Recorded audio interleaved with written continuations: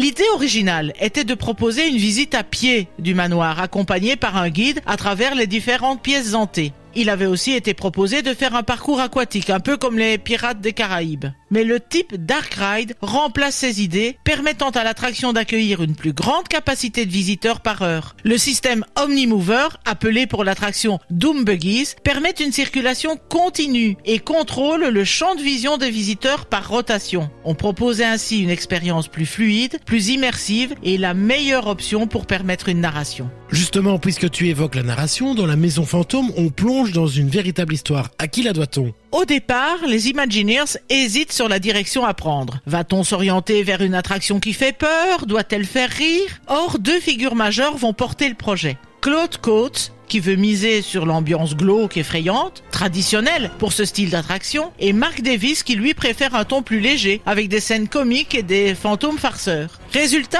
Il décide de ne pas choisir. Et l'attraction réunira les deux ambiances. L'histoire générale de l'attraction présentera le manoir comme une maison de retraite pour fantômes sans logis, ce qui fait que la demeure est hantée par 999 fantômes. Et je suppose qu'un tel projet demande une véritable équipe de créateurs. Oui, et il y avait une équipe brillante d'Imagineers derrière The Haunted Mansion. Au début, on l'a dit, Ken Anderson, qui a imaginé le manoir. Mais il y a eu aussi des talents comme Yael Gress et Rolly Crump, responsables des effets spéciaux et des illusions. The Haunted Mansion est un parfait exemple de ce mélange de créativité et de technologie. Parmi les effets les plus emblématiques, il y a sans doute l'effet Pepper's Ghost, qui utilise des miroirs et des lumières pour créer des apparitions spectrales. Et puis, bien sûr, il y a eu l'introduction des animatroniques qui a été révolutionnaire pour cette époque.